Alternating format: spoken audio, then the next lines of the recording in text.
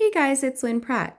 Thanks so much for joining me to paint this rainbow square kind of three-dimensional doodle. So I am using a Pigma Micron '08 archival ink pen, and I'm drawing this on Stonehenge Aqua Hot Press, which is a 9x12, 140-pound block.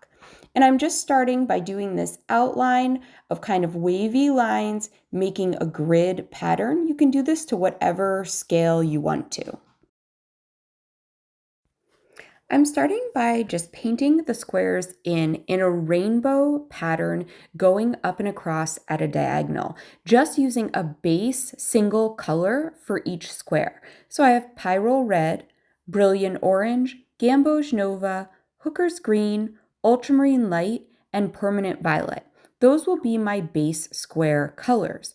However, this is kind of going to be a lesson in mixing complementary colors. So each color is going to be mixed with its complement in order to get the dark color that we're going to use later on. But for this first step, you're just painting the base color solid in all the squares. Once that wash of paint has dried completely, I'm going to come back with my marker and just put a small arc in the corner of each square. And then I'm going to go ahead and fill those in. Make sure all of your lines are nice and smooth in between all of your squares. Next, you're just going to draw another square going around the edge on the inside of each of your squares with a slightly rounded edge. Then you're going to use the complementary colors that are shown in the color chart to fill in the centers of those squares.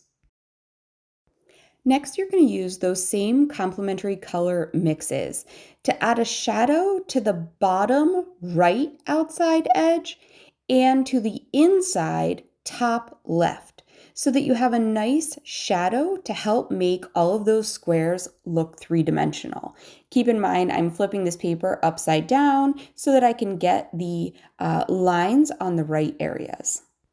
Once that's completely dry, I'm going to add this cross-hatch pattern on the inside of the squares. So just go across at a 45-degree angle in one direction, and then turn your paper and go across at a 45-degree angle in the other direction.